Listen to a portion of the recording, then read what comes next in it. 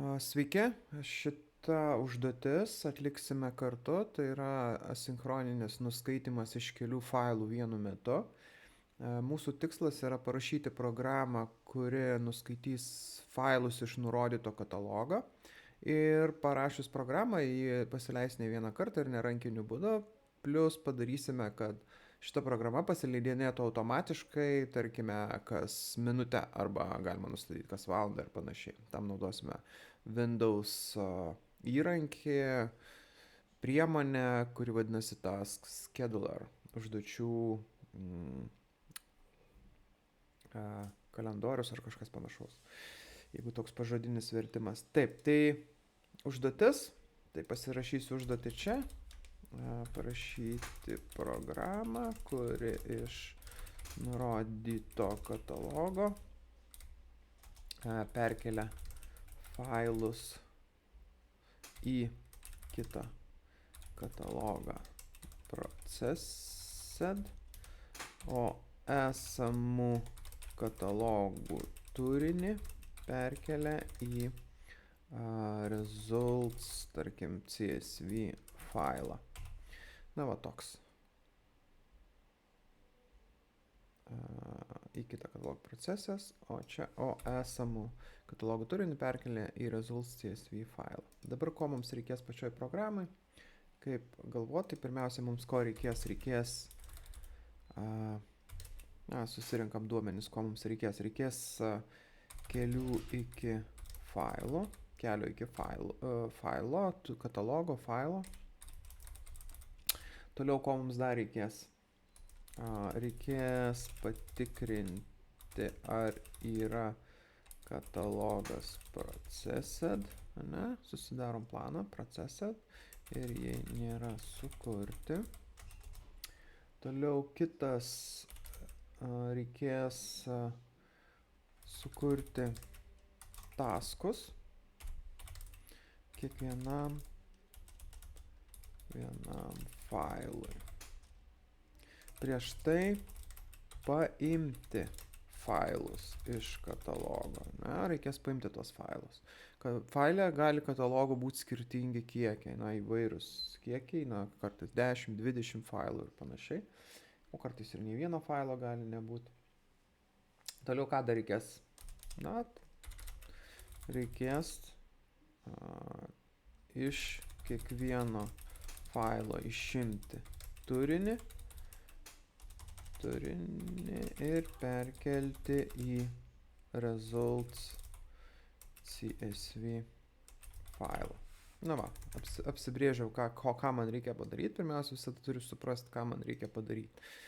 Nedaryti aklai. Tai pirmiausia, mums reikės kelias bus... pirmiausia, async. Nepamirškit, kad čia turi būti async task main metodas. Tada mums reikės kelių iki failo. Aš juos turiu čia pasidėjęs, tai juos įsikelsiu. Mano keliai bus source directory, ten kur visi duomenys randasi, tai randasi documents data. Turiu jį atsidaręs documents data. Čia yra failai, kokie tai failai, skirtingų dienų failai, CSV failai, apie 60 KB kiekviename. Jeigu atsidarysiu, pasižiūrėsiu detaliai. Visų nedarysiu, vieną paimsiu, darysiu. Tai čia yra comma separated values, tiesiog sąrašas studentų, pavyzdžiui. Ar kažkokių tai asmenų vardai, pavardės, elektroniniai paštai, IP adresai, gender, lytis ir panašiai. Tai apie 1000, kiekviena failė yra apie 1000. Kažkokie tai sąrašai.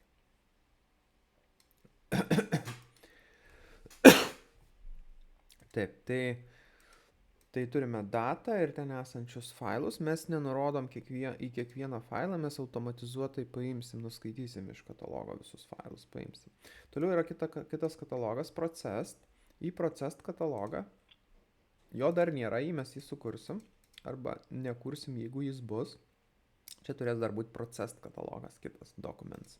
Jo nėra, jį sukursim, bet mes jau nurodom kelią iki jo. Apsirašom kintamajam. Toliau rezultatų failas bus saugomas tame pačiame data ir results CSV. Tai reiškia, kadangi tai bus pasikartojantis veiksmas nuolat programa, kai jį susetapinsim, sukonfigūruosim vykdyti kiekvieną kartą, ten kas minutę arba kas valandą arba kiekvieną dieną nustatytų laiko. Tai dar įdėsim logiką, kad to result CSV neskaitytų, nes jis yra tame pačiame kataloge kaip ir visi failai. Na, kaip ir visi šitie failai, nes čia bus sukurtas result, o po to vis bus įdedami šitie failai čia. Taip, tai einame prie logikos. Čia mums reikėtų patikrinti, ar nėra sukurtas process. Na, iš karto susikurti process katalogą. Taisysiu klaidą. Direktorija kuriama naudojant directory. Ir yra create directory. Čia daugiau metodų galima su direktorija. Įvairių dalykų gauti apie direktoriją. Galima netgi, pavyzdžiui, gauti, kada katalogas buvo sukurtas informacija. Na, galima daug informacijos gauti. Analizuoti katalogus. Tas pats su failais galima. Create directory. Ir čia aš tiesiog nurodau kelią, kurį sukursiu. Process directory. Jeigu nežinom, kaip jis elgiasi, visada galim skaityti dokumentaciją. Užvedus, sako, creates all directories and subdirectories in the specified path unless they already exist. Matot, sukuria visus katalogus ir subkatalogus nurodytų keliu, pavyzdžiui, jeigu netgi nebūtų pagal tai, kaip parašyta dokumentacijai, jeigu nebūtų netgi documents, jį irgi sukurtų ir šitą sukurtų. Viską, ką reikia, mums sukuria, visus kelius. Tai kaip man, pagal aprašymą, kaip aš jaučiuosi saugus, man nereikia tikrinti, ar jau katalogas egzistuoja ar ne. Aš tiesiog panaudoju šitą eilutę ir sukuriu, ir man sukurs va šitą kelią visą.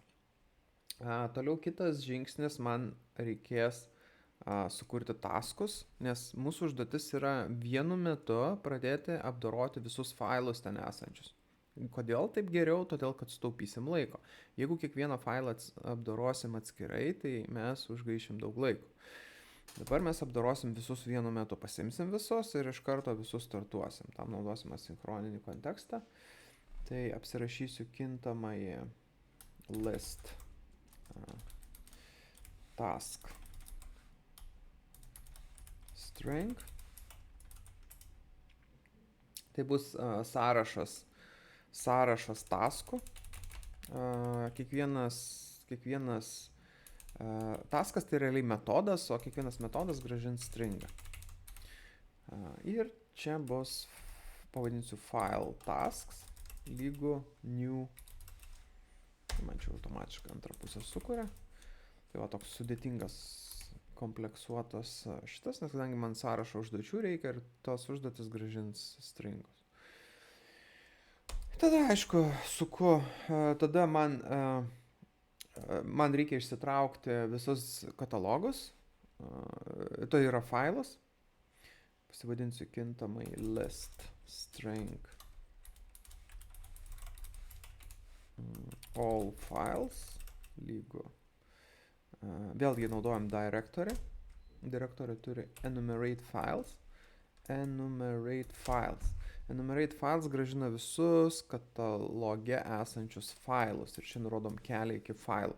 Tai mūsų kelias mums reikalingas data, source directory. Čia ir panaudojam. Čia galima papildomai įdėti search pattern, kurį galite nurodyti, kokius failus norit naudoti. Galima naudoti tos wildcard klaustukas arba žvaigždutę. Pavyzdžiui, galima nurodyti, kad norit visus failus bet kokiu pavadinimu, bet kad būtų CSV failai. Pavyzdžiui, šitaip galima nurodyti. Dabar braukia. Tai dėl to, kad tipas netinka. enumerable. Jeigu aš noriu, arba turėčiau čia nurodyti enumerable rinkinys, tai viskas gerai. O jeigu noriu listo, tai gale turiu pasiversti to list. Tai arba taip, arba taip. Vėlgi čia galima su stiliumi pažaisti per tašką. Dabar turime visus failus, dabar visus failų kelius, čia realiai turim visus failų kelius. Tai visus failų eisim per kiekvieną failą ir sudėsim į taską. For each. Imam all files. Čia panaudojam file. ir dedame į taską. Tai files, file tasks, va šitą taskus sudedam, add ir įdėsim taską. Dabar mes dar tasko neturim, čia užsikomentuokim, mes jo neturim. Tai mums reikia susikurti atskirą taskas tai yra realiai metodas. Metodas, kuris atliks veiksmą, o veiksmas mūsų turi būti paimti iš failo turinį ir perkelti į results CSV. Tai tam mes susikursim atskirą metodą, private. Jis bus asinchroninis, gražins task stringą. Taip, ką gražins, tai gražins turinį. Turinys bus gražintas. Gražintas turinys. Taip, ir čia pavadinsim metodą process file async. Bus paduodamas kelias iki string path ir paduodamas string processed directory.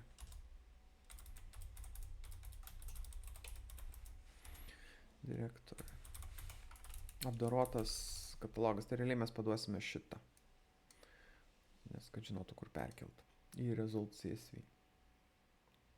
Na ir toliau. O čia paduotų keliu, čia kiekvieną kartą bus paduotas vis kito failo kelias, mes nuskaitom turinį, content, lygu await file. Galim pasinaudoti read all text. Mums eilučių kaip ir nereikia, tiesiog viską. Čia galima irgi naudoti read all text async. Ir paduodam tiesiog kelią path. Nuskaitom viską. Čia aišku awaitas. Taip, tada sukuriam naują kelią. Mums reikia rezultato kelią sukurti. New file path lygu. Ir čia naudosim path žodelį combine, kombinuoti. Nes mums reikia sukombinuoti iš dviejų dalių. Tai mums reikalingas pilnas process directory kelias. Bus paduotas šitas. Processed. Atsiprašau, process tai yra apdorotas, kur perkelsim. Ne taip pasakiau. Kur perkelsim jau apdorotus failus. Tai čia kombinuojam process directory ir path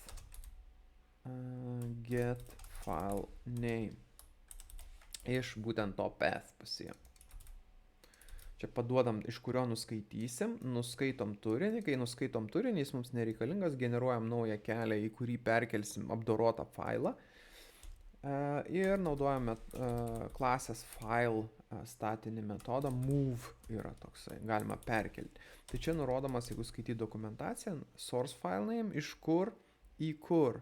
Source destination. Tai iš resurso į destination. Tai iš kur, tai mūsų tas yra path, iš čia perkeliam į new file path. Tai apdorotą failą perkeliam ir čia gražinam tiesiog return content. Gražinam turinį.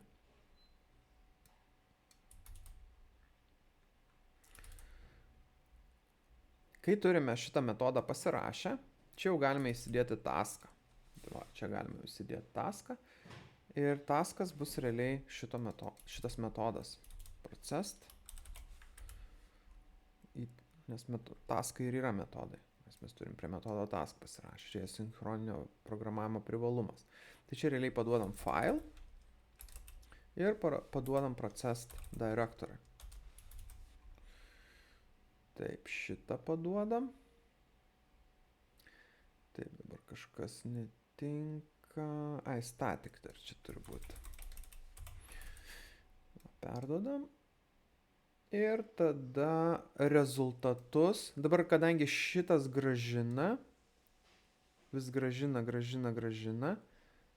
contentą, tai po visko galime visus rezultatus sudėtus gauti čia. Await lygu task when all Naudosim one all, nes visus paleisim vienu metu ir awaitinsim visus taskus vienu metu. Ir čia galim paduoti tą file tasks. Tai visus vienu metu startuos, grąžins rezultatus ir visi rezultatai bus padėti čia. Taip, tai šitą mes realiai čia atliko komentarą, o dabar belieka tik tais įrašyti results file. Tai įrašymas yra await, file, write all lines async, ir čia rezultatai atkreipi dėmesį yra masyvas, tai galbūt čia taip surašykim string masyvas. Kodėl masyvas? Nes kiekvienas taskas grąžina stringą, bet kadangi kiekvienas taskas grąžina, tai kiekvieno tasko rezultatai eina į atskirą elementą šito rezultato.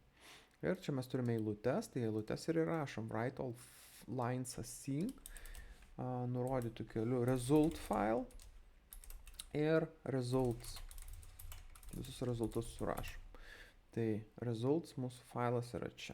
Dabar ką reikia, kadangi mūsų programa veiks nuolat, šitas results failas yra išsaugomas į tą patį katalogą, kur yra ir resursų failai. Tai antrą kartą leidžiant programą, kas gali nutikti, tai tas pats result failas bus paimtas. Gausis duomenų dubliavimas. Dabar mums dar reikia apsaugoti, kad kiekvieną kartą imant iš tų visų failų nebūtų paimtas results failas. Visus išskyrus results. Tai į for each, kai kuriam taskas, mes turime įsidėti papildomą logiką, kur patikrinam, ar failas mūsų nėra results failas, tas konkretus. Čia yra keli būdai. Galima tiesiog paprastai paimti. Beje, file tai yra pilnas kelias. All files tai yra, pilnas kelias bus C, dvitaškis, ten documents ir data 1 CSV, data 2 CSV, pilnas kelias. Tai negalim tiesiogiai lyginti ar file lygų result. Yra keli būdai. Galima tiesiog file contains, jeigu contains result CSV. Jeigu contains, tai praskipinam, tai galim tiesiog continue daryti. Continue reiškia, kad praskipinu, jeigu taip yra, continue, jis nebevykdo tolimesnio kodo, jis vėl grįžta į ciklo pradžią ir eina nuo kito elemento. Tai galima šitaip, galima dar ir šitaip, galima pilną kelią pasimti path, get file name, šitas galbūt netgi geresnis, ta prasme, nes čia yra pilnas kelias, iš pilno kelio jūs pasimat tik tais failo pavadinimą, tai yra galutinė ta, pavyzdžiui, result.csv, ir galite, yra toksai metodas equals, ir čia galite palyginti su result.csv. Šitas gal netgi saugesnis. Plus galima pridėti palyginimo optionsus, string comparison vadinasi, jis yra anumas, string comparison, ir pasakyti, kad ordinal ignore case, tai reiškia, kad ignoruos didžiasias mažasias raidės. Pavyzdžiui, jeigu failas bus iš didžiosios raidės, tai jam vienodai, jis vis tiek jos traktuos kaip vienodus. Tai va, galima tokį įdėti, nors atrodo ilgesnis, bet šitas yra kaip ir saugesnis, nes aš pasakau, šitas contains, vėlgi yra niuansų, reikėtų viską konvertuotis. Ir su contains vėlgi gali būti, pavyzdžiui, katalogas panašiai vadinsis ir taip toliau, tad tas contains gali, nėra saugus, jis bendrai prasme ras, jeigu tame ilgame sakinėje yra tas results CSV, grąžins, o šito yra tiksliai, nes jūs paimat iš failo konkretų pavadinimą pasimant, tada lyginant su konkrečiu pavadinimu. Tai va, visa programa, galima ją ištestuoti, aš ją paleisiu, pasižiūrim, kaip yra katalogai, yra data kataloga, ir jeigu aš ją tiesiog paleisiu,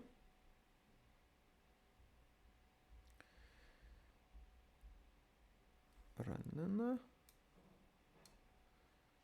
praėjo, jeigu nueisiu čia, dingo visi katalogai, atsirado result CSV ir visus sukėlė, aš matau pagal kilobaitus, nes buvo 60-60, 4 failai, 60 kart 4 ir apie 240 kilobaitų atsirado šitame faile, tai visi sumigravo čia. Toliau galiu pasižiūrėti, ar atsirado processed atsirado, visi failai čia. Grąžinu veiksmą vėl, nukopijuoju, iškerpu tos pačius, vėl į datą įkeliu šitą ištrinu, processed ištrinu. Dabar pabandysim susetapinti programą. Mūsų programa, nueisim į bin direktoriją, open. Programa randasi bin debug. Leisim iš čia šį programą, tos exe failus ir visus susijusius failus galima persikelti į kažkokią program files ir panašiai, nes tai yra jūsų normali programa. Bet paliksim čia kelias. Dabar mums svarbiausia reikalingas kelias. Dabar kaip galima susetapinti, kad jūsų programa pasileistų nuolat. Pavyzdžiui, tikrintų, ar katalogė yra failų, jos apdorotų ir sutvarkytų, perkeltų. Pavyzdžiui, gali net ištrinti failus. Tai nueikime į task. Run task ir jis vadinasi task scheduler. Schedule yra tvarkaraštis, čia galima susetapinti tvarkaraštį. Ir čia yra toksai Windows'o, nežinau, kitos platformos irgi greičiausiai turi kažką panašaus. Tai čia yra procesai, kurie pasileidinėja nustatytų laiko. Galima realiai netgi pamatyti, kada kas pasileis, galima pasižiūrėti. Įvairūs Windows'iniai procesai, įvairių programų procesai, pavyzdžiui, to pačio OneDrive'o. Jeigu turite OneDrive, kuris sinchronizacijas atlieka įvairius taskus, tai viskas yra susetapinta, netgi galima pasižiūrėti, kada buvo paskutinis vykdymas, kada buvo paskutinis vykdamas ir kada bus sekantis vykdymas ir panašiai.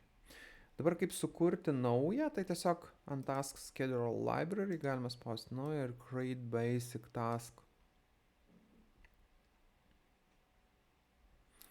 Čia galima pasivadinti. Pavyzdžiui, file processor, kažką pasivadinti, apsirašyti, kitas, galima pasakyti, kad bus vykdomas kiekvieną dieną, daily, tada nurodyti, kad kiekvieną dieną vis tą darys, netgi jeigu kas minutę norės leisti, irgi galite nurodyti, kad kas minutę leis. Aš nepasižiūrėjau, ar mes persikeliam. Procesą ištryniau, datą persikeliau. Dabar pabandysim tai padaryti per scheduler. Ok, čia galima palikti by default. Tada ką darys, čia galima daug įvairių dalykų, galima net emailų kažką išsiųsti, bet kol kas paliksim start program, tiesiog paleis programą šitas. Dabar reikia nurodyti, kur jūsų skriptas randasi. Tai kelią. Tai skriptas randasi tuo keliu, kuriuo aš nusikopijavau, debug katalogą, bet reikia nurodyti konkretų paleidžiamą į failą. Tai yra exe failas. Exe failas neatsimenu, tai einu dar sykį į tą katalogą ir exe failas yra šitas, tai šio pavadinimo man reikia. Ir su exe galūnę nukopijuoju ir įsidedu gale čia. Pilnas pavadinimas. Toliau čia galima netgi argumentus paduoti. Čia argumentus, jeigu paduosit savo programai, čia paduoti argumentai atskirti tarpeliu ateina per šitą parametrą, args, į main metodą galima paduoti argumentus tam tikrus. Ką norit galite paduoti. Pavyzdžiui, paleidinėti automatiškai, čia galima nurodyti. Toliau galima paleisti, nustatyti, kur jūsų programa pasileis. Start end. Tai galima nurodyti, kad pasileidinės būtent tame kataloge, bet čia nebūtina. Galima nurodyti, kad pasileidinės tenais, kur ji ir bus. Nes jeigu nenurodot, ji gali pasileidinėti visai kitu keliu. Kartais svarbu tai nurodyti, ypač jeigu rodote kelią iki failo ir jūsų kelias iki failo, pavyzdžiui, tekstinio failo, duomenų failo yra būtent randasi bin direktorijoje ir jūs nerodot pilno kelio, o tik nurodot failo pavadinimu. Tai šičia yra labai svarbu nurodyti tada kelio. Bet kadangi mes dabar naudojam absoliutinius failų kelius, tai yra nuo root katalogo, C disko ir taip toliau, tai mums tas kaip ir nesvarbu, bet aš galiu nurodyti. Bet čia eina tik tais iki katalogo, kuriame randasi programa, bet ne exe failas, o čia jau turi būti exe failas, paleidžiamas. Toliau kitas, finish. Ir dabar, kur tas mano file procesor susikūrė, dabar dar galima papildomai nustatyti, kada kaip triggerins. Galima dešinį properties, sudarys properties. Ir čia yra triggers. Čia parašyta kiekvieną dieną 12:34. Aš čia galiu editint ir patikslinti šiek tiek.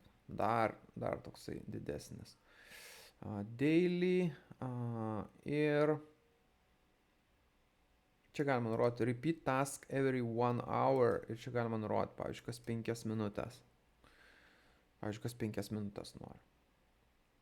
Daugiau nustatymų yra. Ir pavyzdžiui, dabar yra, jeigu žiūrėsim 12:37, padarykim, kad 12:39, kad spėčiau nustatyti. 12:39 pirmą kartą startuos ir po to turėtų suktis kas 5 minutės nuolat. 12:39. Ir tai jūsų programa bus kaip robotas, realiai pasileis, nes visada nustatytų laiku, kažką patikrins, šiuo atveju patikrins, ar yra failų ir pasileis. Tai aš statau OK, spaudžiu OK ir viskas. Papildomai vėlgi čia galima nustatyti, kad jūsų programa pasileis, pavyzdžiui, hidden, paslėpta. Galima nustatyti papildomai, dar sykį per properties nueisiu. Hidden reiškia paslėpta. Ką reiškia paslėpta, tai kad neiššoks langas konsolė aplikacijos ir nerodys, kad jūsų programa pasileido. Tai yra, jį suveiks background'e ir jūs net nepajusit, kad jis suveiks. Jis dirbs savo darbą ir jūs net nežinosit, kad jis sukasi. Tai hidden, paslėpta.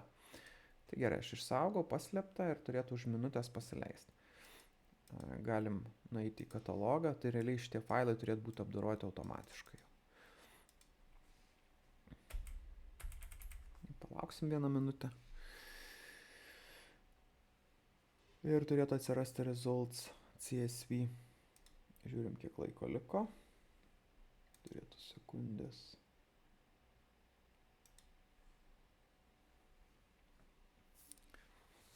Turėtų toj pasileisti.